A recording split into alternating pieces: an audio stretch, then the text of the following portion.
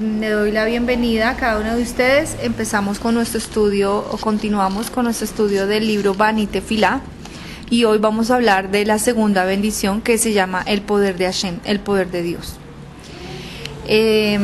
Vamos a estar haciendo como un resumen para que podamos entender el concepto, cerrar la bendición, y dice así: Tú eres para siempre poderoso. Tú eres quien resucita a los muertos. Grande es tu poder para salvar.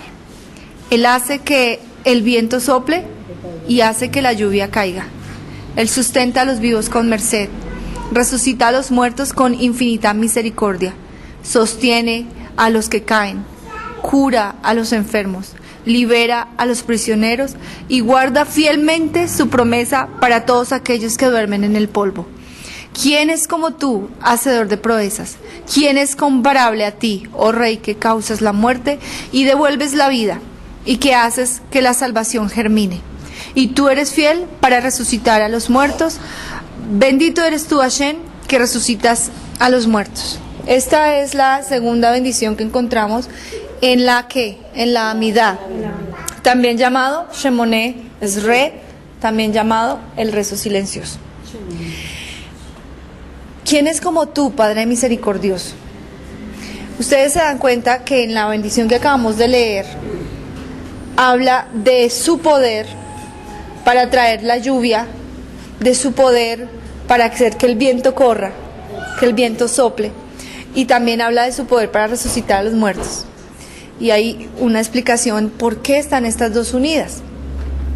La resurrección de los muertos. De la alabanza del gran amor de Hashem, la oración pasa a la de la omnipotencia, Geburá.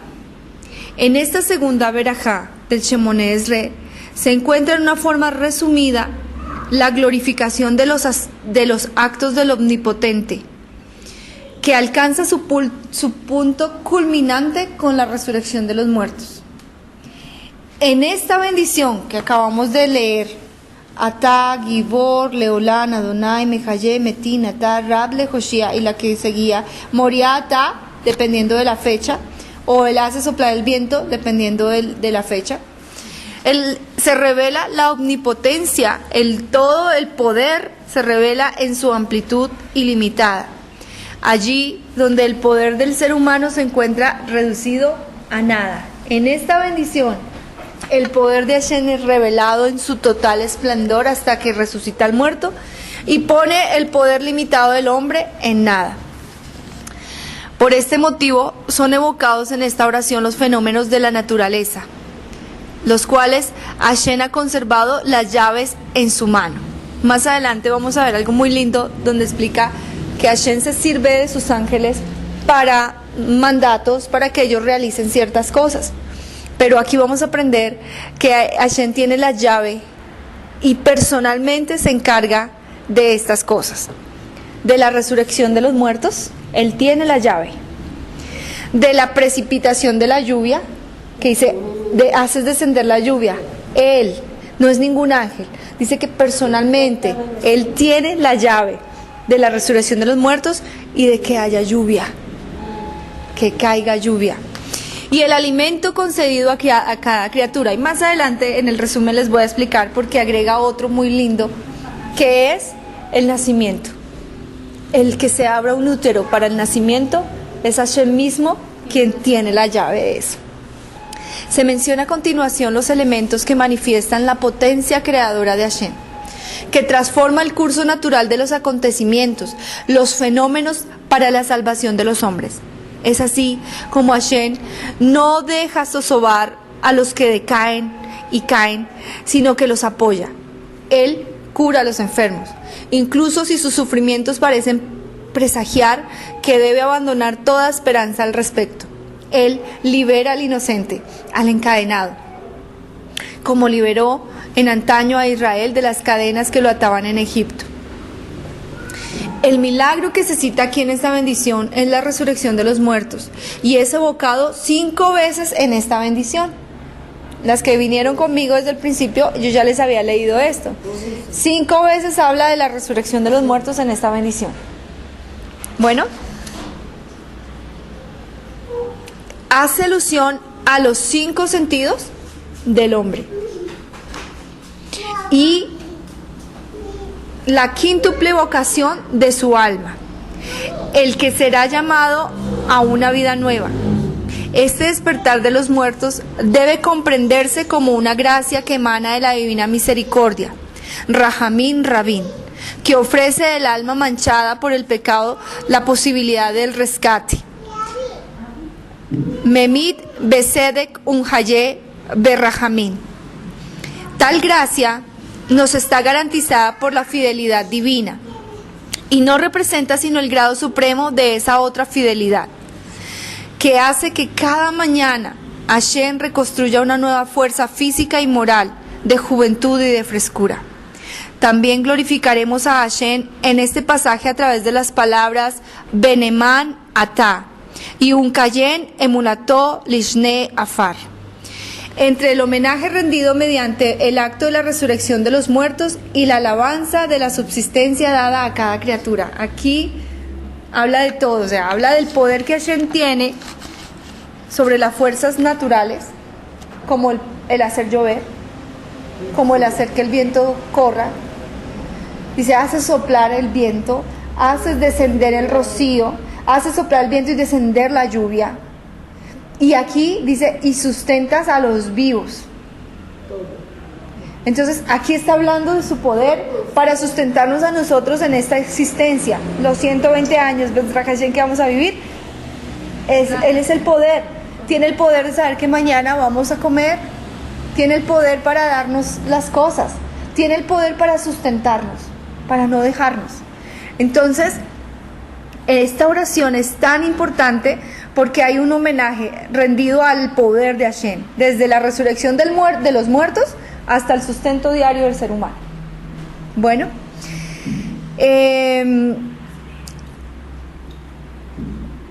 este acto de la resurrección de los muertos y la alabanza por la subsistencia dada a las criaturas se inserta a partir del 8º día de Sukkot hasta el primer día de Pesach.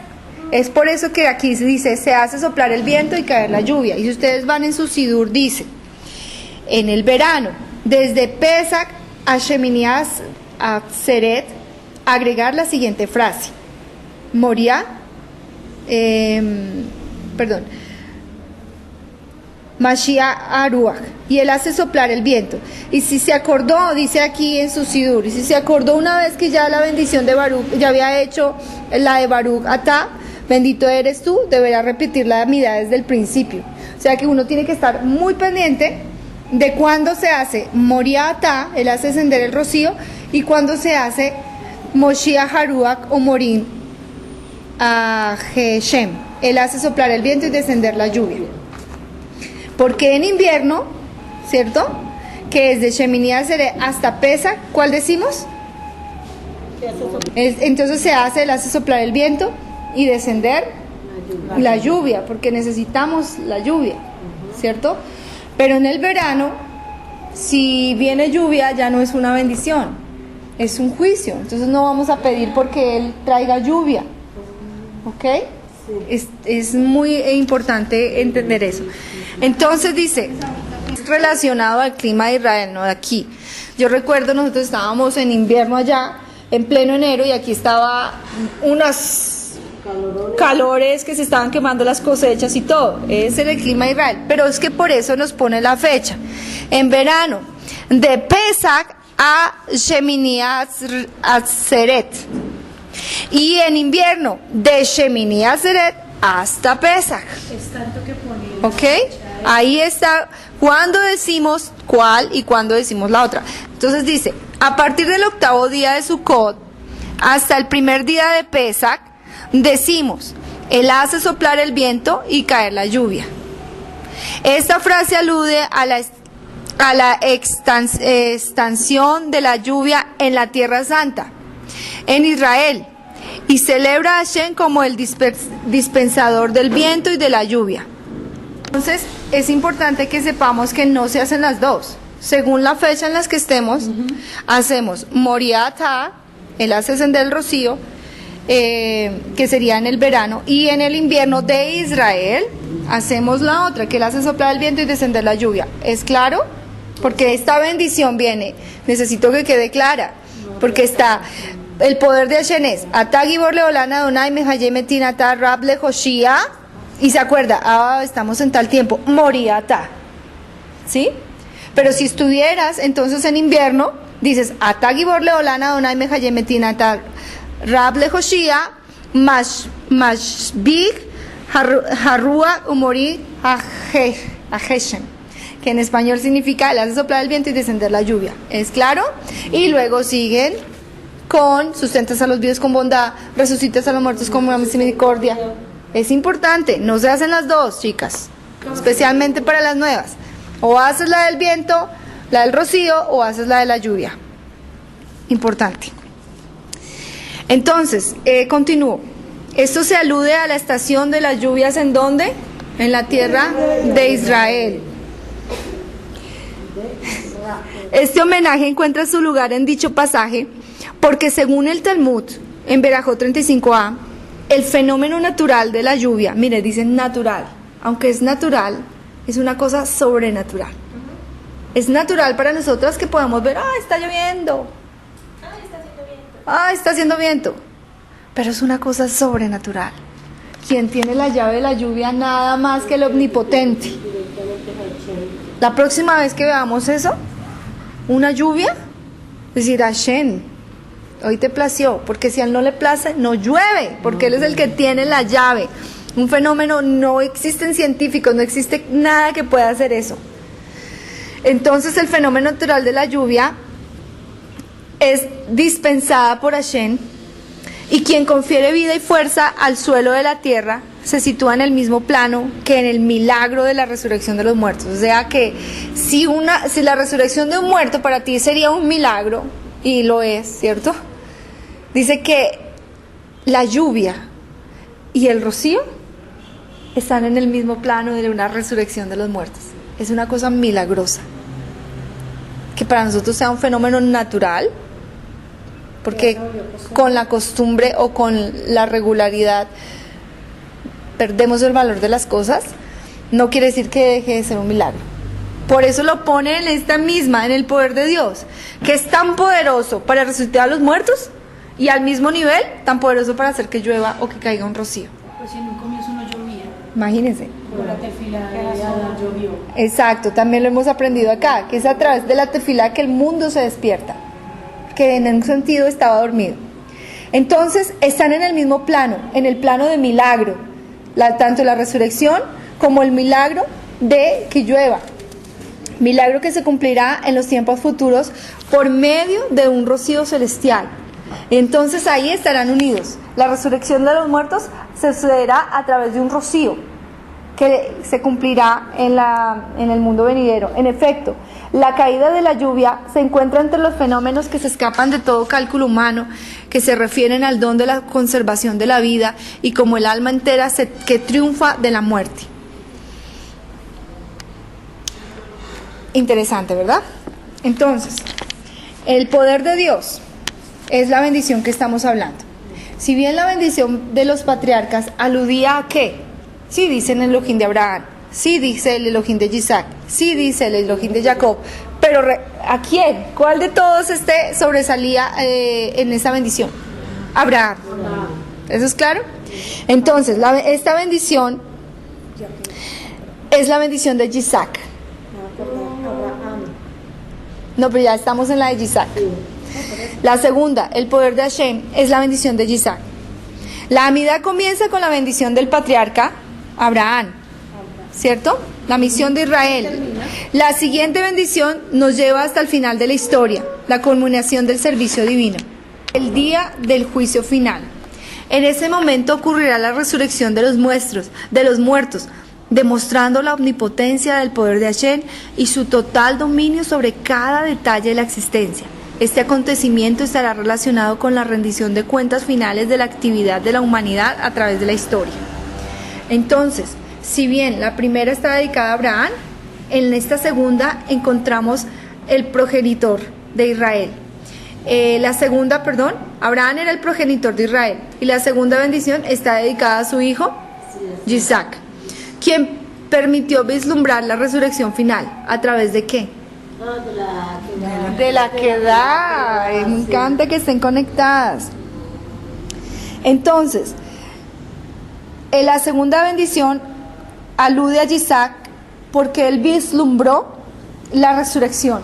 Estamos hablando aquí de la resurrección de los muertos. Él vislumbró la Akedah. Aun cuando nunca fue en realidad sacrificado, según la tradición enseña que el alma de Isaac sí abandonó su cuerpo por un instante.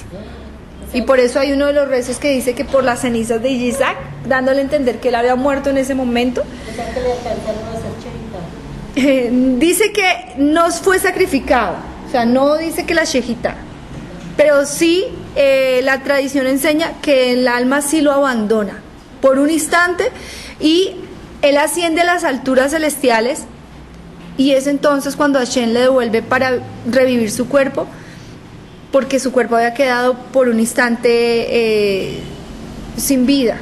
Que por eso esta de la resurrección de los muertos alude a Isaac, porque de alguna forma él pudo contemplar la resurrección a través de ese episodio de la Akedah.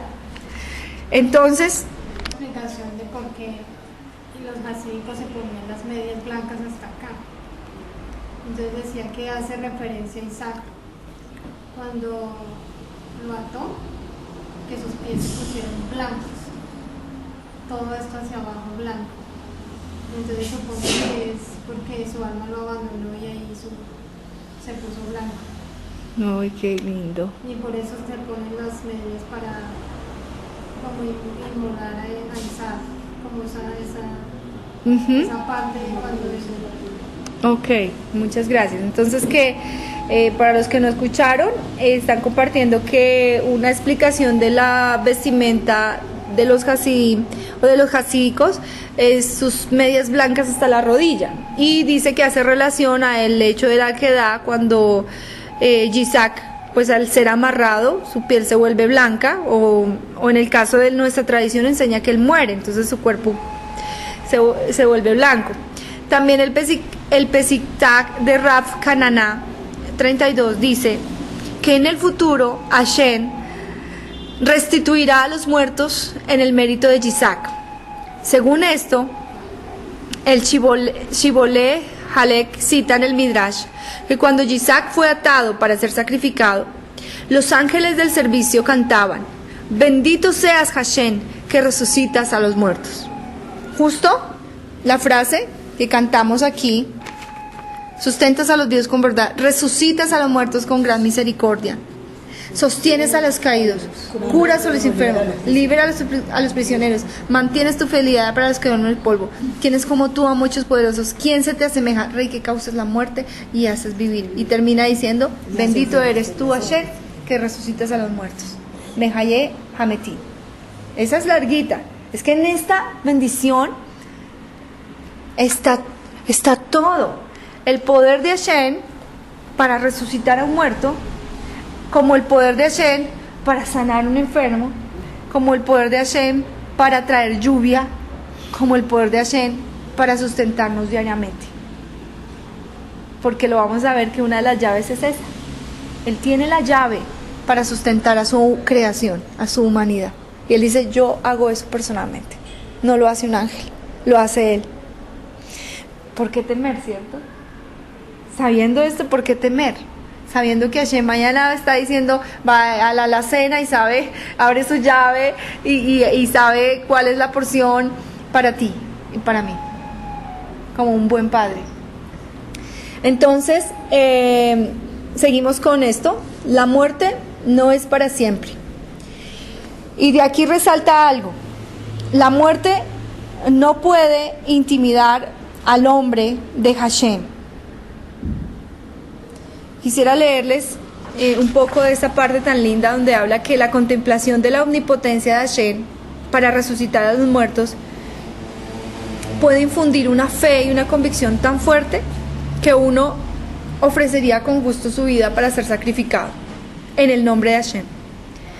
La progresión de la fe de Abraham comenzó cuando él, sin miedo, enfrentó las llamas amenazantes del horno de Nimrod. Para los que saben un poco la historia 10 pruebas que tuvo que pasar Abraham fue ponerse en un fuego, en un horno. El espectro de la muerte aterroriza, ¿cierto? Pensar en morir. Uno quiere vida, uno quiere mucho tiempo y vida para hacer muchas cosas. Y pensar en morir puede llegar a aterrorizar. Pero dice aquí, la muerte no es para siempre. Uno podría decir, la vida no es para siempre, pero acá dices, la muerte no es para siempre. ¿Por qué? Porque si bien puede aterrorizar, solo aterroriza a aquellos que creen que la muerte es el final de todo y que aquí quedó todo para siempre. La muerte no puede intimidar a los hombres de Dios, que saben que su defunción solo los va a llevar, ¿a dónde? A estar más cerca de la vida futura, a estar en una vida bienaventurada, que llega a un punto culminante con la resurrección de los muertos. Entonces, cuando una persona sabe que la muerte no es para siempre porque va a haber una resurrección, se pierde el temor. Escuchen lo que decía el Rab Lubavitch. Alter Rebbe de Lubavitch fue arrestado en Rusia por violar la prohibición de divulgar la palabra de Hashem, de divulgar la Torah. Entonces un oficial lo interrogaba y aparte de eso le apuntaba con una pistola en la cabeza al Rab Lubavitch. Pero el Rebbe no se inmutó y dijo, el miedo a la muerte ocurre solo cuando la persona no tiene sino un mundo y muchos dioses. El miedo a la muerte ocurre solo cuando la persona tiene un mundo y muchos dioses. Sin embargo, cuando lo contrario es la verdad, que uno tiene un solo Dios, un solo Elohim y dos mundos, la muerte no causa temor. Cuando recitamos esta bendición, la que estamos hablando, del poder de Hashem en la Midá, nos estamos comprometiendo a seguir las huellas de los patriarcas. Nos estamos comprometiendo a decir que no importa cuál peligrosa pueda ser la misión. Miren lo que significa cada vez que rezamos esto, por favor, damas. Tú y yo estamos diciendo, no importa cuál sea la misión, no importa el peligro, no importa ni siquiera la muerte. ¿Escuchan? Porque Él es el que la resucita. Entonces nada me puede desviar, porque sabemos que aún la muerte no es para siempre. Es lo que estamos diciendo en esta bendición. Y hay más. Yo solo les estoy dando resumen para que podamos cubrir hoy por lo menos esa o parte de esa bendición y hacer 2 estudios sobre la bendición del poder de Dios. Entonces, ¿qué decía el Rab Lubavitch? El miedo a la muerte.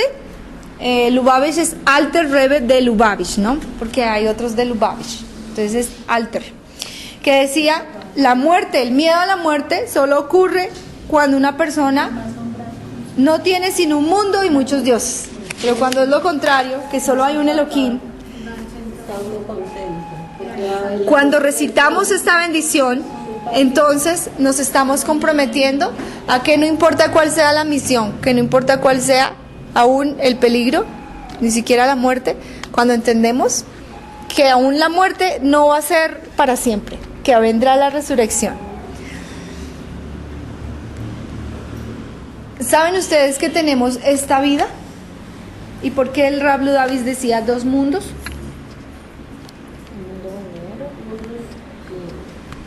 Dice que esta bendición nos enseña que tenemos 2 mundos. Esta bendición que hacemos nos enseña que tenemos 2 mundos. No sé si usted no se había dado cuenta, pero ahí está. Sabemos que Abraham introduce también el tema de los 2 mundos. Para que la resurrección, si no hay nada más. Exacto. Resulta que aquí dice que cuando Abraham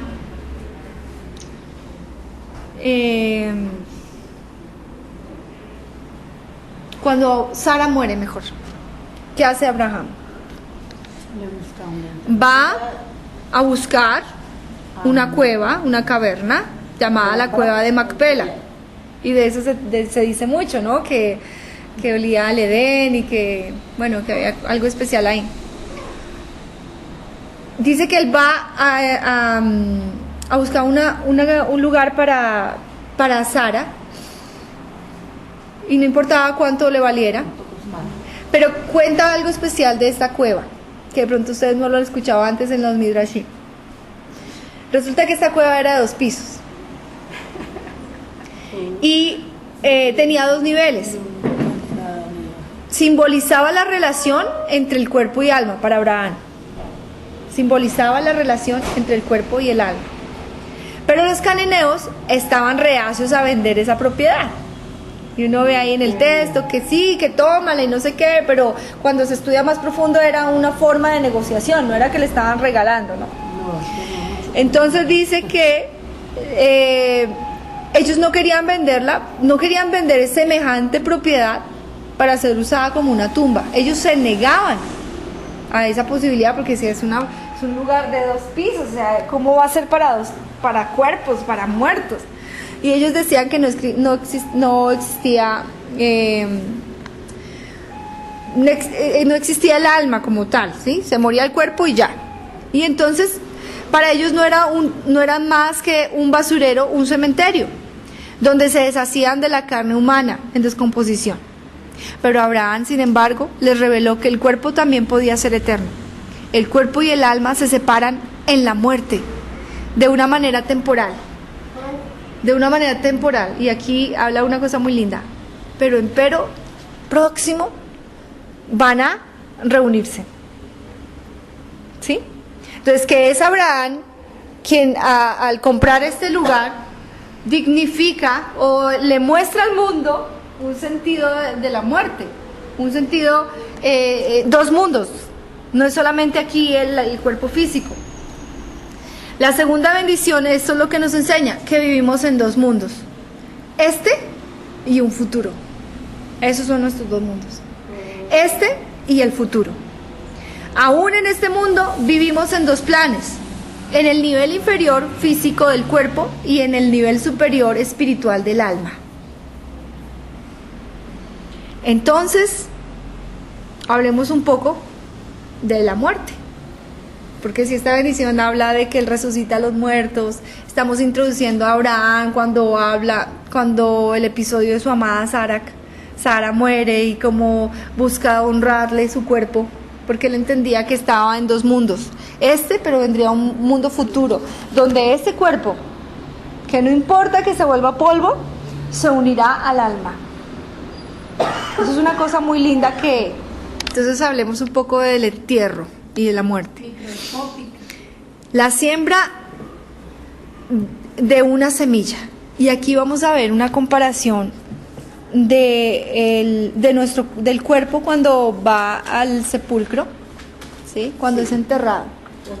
Dice que se asemeja a una semilla, que la semilla tiene que pudrirse para poder nacer. Se pudre y sale el embrión chiquito. Entonces dice, en este mundo, acá, recuerden que estamos en 2 mundos, este y el futuro. Entonces cuando usted esté en que no soporta nada y que está bloqueada, piense en el futuro y desbloquéese. Piense que hay un mundo futuro, que no es el todo aquí. Piense que hay algo más, que hay algo más grande. ¿Listo? Aquí dice, en este mundo, la relación que existe entre el cuerpo y el alma no es armoniosa. ¿Ok? Todo esto es de esta bendición, por favor, concentradas. En este mundo, ya dijimos, tenemos vida en 2 mundos, en este y en el futuro. Pero en este mundo estamos en una lucha constante entre el cuerpo y el alma. ¿Por qué una lucha constante? Porque cada cual lucha por el control del otro. Y esta fricción, mira lo que causa aquí la muerte. Dice que esa lucha entre el cuerpo y el alma trae un agotamiento, ¿sí? Y pone un agotamiento, una fricción incesante, un agotamiento causado por esta lucha amarga, que es en realidad la que causa la muerte.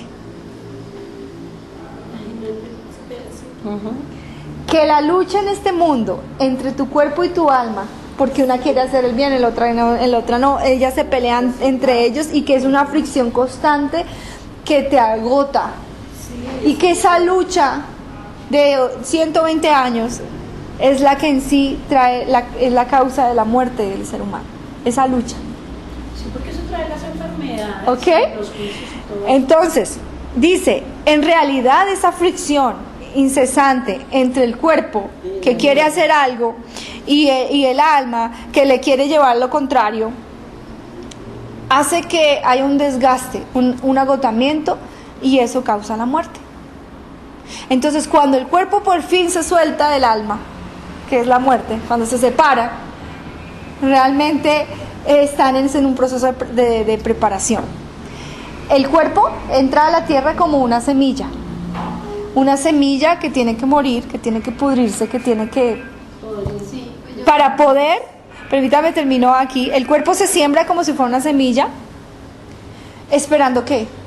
La resurrección de los muertos. Y al mismo tiempo, ¿qué está haciendo en un futuro? ¿Qué está haciendo el alma?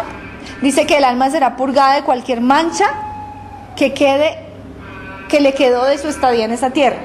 O sea que ese proceso de separación, ese proceso de muerte, lo que está haciendo es preparando los dos vasos, los dos utensilios o las dos partes. Por un lado, el cuerpo, al morir, espera la resurrección. Dice que se acerca a la resurrección de los muertos, porque si no hay muerte, pues no hay resurrección. Y por el otro, el alma, al liberarse del cuerpo, ella puede alcanzar su perfeccionamiento, o se va a limpiar de su estadía en la tierra. Y luego es expuesta a la luz intensa, a la luz divina. El alma es expuesta a la luz divina, que la fortifica contra cualquier influencia mundana para siempre. Y cuando tanto el cuerpo está listo como el alma está lista, entonces llega la resurrección, y es aquí la parte más linda. Dice, mientras que el cuerpo es purificado con reverencia y preparado para la sepultura bajo tierra, donde es sembrado como si fuera una semilla, ¿qué le pasa a la carne? La carne se corrompe, la carne se convierte en polvo, cumpliendo el mandato. El polvo regresa al polvo, de Bereshit 3:19. Mientras que la resurrección de los muertos se acerca, ella germina. Una transformación dramática tiene lugar y un nuevo cuerpo es formado para conformar con perfección cada deseo del alma, porque el alma va a recibir la luz divina que la va a perfeccionar y le va a quitar todas las manchas que le pudieron haber quedado. Es la explicación que dice aquí, que le pudieron haber quedado de su estadía en la tierra. Y al mismo tiempo, cuando el cuerpo se descompone, en el momento de la resurrección, ese cuerpo va a ser nuevo. ¿Ok? En el futuro, el cuerpo y el alma serán ¿qué? Renovados. El cuerpo, al volverse polvo, tendrá que ser renovado en la resurrección. Tendremos un cuerpo diferente, aunque bueno, voy a hablar aquí algo. Y el alma también será renovada por la luz celestial, la luz divina. Se reunirán para estar juntos y existir en una armonía absoluta. Eso es lo bello de la resurrección. ¿Por qué nosotros tenemos que creer en los principios, en los 13 principios de la emuná? Y uno de ellos, ¿cuál es? Creo en la resurrección de los muertos. Esto nos cambia el chip. Esto nos da esperanza. ¿Sí? Esto nos quita temor. ¿Ok? Es el 13 de los principios de la emuná. ¿Ok? Precisamente lo que estamos hablando, los 13 principios. Ok, gracias por la aclaración. Así es, no se confundan. Entonces, estamos hablando que en un futuro el cuerpo y el alma serán renovadas y se reunirán para existir, pero ya no existir de una forma en conflicto, sino de una forma armoniosa. Formarán una unidad integrada de manera perfecta, sin ninguna huella de enemistad. Juntos serán juzgados por sus acciones pasadas en este mundo, para luego ir a gozar de la felicidad eterna, con un solo ser basado en Nachmanides, Shahar Gemul, la puerta de la recompensa. Otro de los principios, que creemos que Hashem recompensará, castigará a los malvados, pero recompensará a los justos. Bueno, chicas, aparte de eso, resulta que es un principio, uno de los 13 principios, pero es una de las bases del judaísmo y de la fe del judaísmo, creer en la resurrección. O sea que cuando estamos haciendo esto, también estamos, esta bendición de la Midá, el poder de Hashem, también estamos declarando la base de nuestra fe. Según el Talmud Shabbat 88, enseña que cuando los judíos recibieron la Torá en el Sinaí, ellos quedaban tan maravillados por la voz de Hashem que sus almas se separaban del cuerpo. ¿Recuerdan justo lo que estamos hablando hoy en la parasha? Sí, murieron. Entonces Hashem los resucitó con suavidad. Y Él los resucitó por medio de un rocío refrescante. Solo los resucitaba para dejarlos morir de nuevo. ¿Ok? Al pronunciar el mandamiento siguiente. Y es por eso que ellos dicen, por favor, no, habla tú. Segundo ya. ¿Cierto? Habla tú con Hashem porque moriremos. En verdad estaban muriendo. Bueno. Y dicen los comentaristas que justo esos dos mandamientos donde murieron y fueron los que Hashem dio directos, y fueron los donde fueron a... Uy. Una vez más los resucitó. Este proceso se repitió una y otra vez con cada uno de los pronunciamientos, para resaltar que la creencia en la resurrección futura es la base de nuestra fe. Que la creencia en la resurrección es la base de nuestra fe. Importante, chicas. Dice aquí, no puedes formar parte del judaísmo. Y que podamos, me acuerdan de esto, por favor, hablarlo con las chicas nuevas. No se puede formar parte del judaísmo si usted no cree en la resurrección de los muertos. Es la base de la fe y está en la entrega de la Torá, en el capítulo de la entrega de la Torá, donde ellos, por eso Hashem les quitaba la vida y también se la daba, les quitaba y se las daba. Entonces, cuando llegue el momento, el mismo rocío que resucitó a nuestro pueblo en la entrega de Torá, los resucitará. Es lo que habla los 13 principios de Maimónides sobre la fe judía. Creo con fe absoluta que los muertos serán resucitados cuando sea la voluntad de Hashem que esto suceda. En el comentario de la Mishnah, en San 10.1, Maimónides agrega: la resurrección de los muertos es una de las enseñanzas básicas entregadas por Moshe.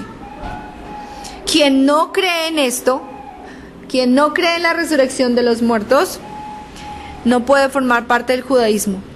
Por último, Maimónides establece en el Mishneh Torah y Hot Teshuvah 3.6: estos son quienes no tienen parte en el mundo futuro, quienes niegan la resurrección de los muertos. En el principio de la clase les hablé que Hashem tenía las llaves. Aquí les voy a hablar de 4 llaves que Hashem tiene, las llaves de la vida. Además de la resurrección en el mundo futuro, que ya les hablé, que por eso esta habla del poder de Dios y lo relaciona con los muertos, la resurrección de los muertos, porque Hashem personalmente tiene la llave del futuro.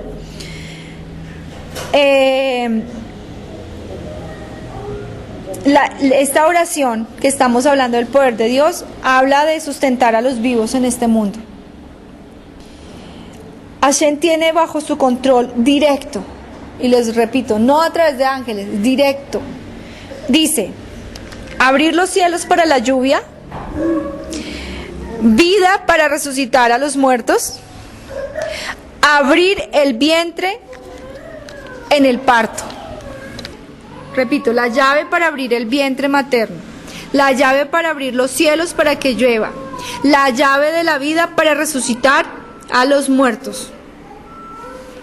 Y el Shulchan Aruch, porque les dije que había entre 4 y estoy nombrando apenas 3, es porque el Tur, el Shulchan Aruch, Oral Haim 114, agrega a esta lista la llave del sustento y de la vida, según los Tejirín, Salmos 145:16, la que Hashem nos confía, no confía a nadie. Esto debe ser una cosa que hoy te llene de fe, de esperanza. Si usted está sin trabajo, si usted no sabe mañana qué va a comer, si usted no sabe mañana qué va a pagar, cómo va a pagar, acuérdese, Hashem, el omnipotente, tiene la llave para proveer el sustento a su creación. El Tur señala que la palabra Mafteach, que significa llave, es una sigla para 4 bendiciones. Ahí está. Maktea, llave. Llave significa matar, que significa lluvia. Parnasá, subsistencia. Tejilaj, resurrección. Y Hayá, madre parturienta. Además, esta bendición contiene 51 palabras, la suma exacta de todas las palabras de los 4 versos de la Torá que se refieren a la llave. Cuando en Bereshit 30:22 tiene 10 palabras, en Devarim 28:12 tiene 23 palabras, en Ezequiel 37:13 tiene 11 palabras y en Salmo 145:16 tiene 7 palabras. Esto suma todas las veces que se habla de la palabra llave. Contiene 51 palabras. Las llaves de la resurrección, lluvia y subsistencia son mencionadas en forma clara en esta bendición. El parto no lo está. En el Tur Orahaim de 114, sin embargo, explica que la frase libera lo restringido se refiere a la madre que estuvo restringida por los lazos del nacimiento y la criatura que ha estado aprisionada en el vientre.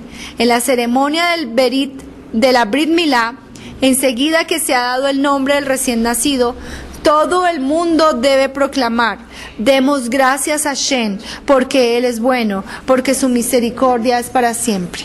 En el Salmo 107 enseña que una persona que es liberada de la prisión debe recitar este verso de acción de gracias.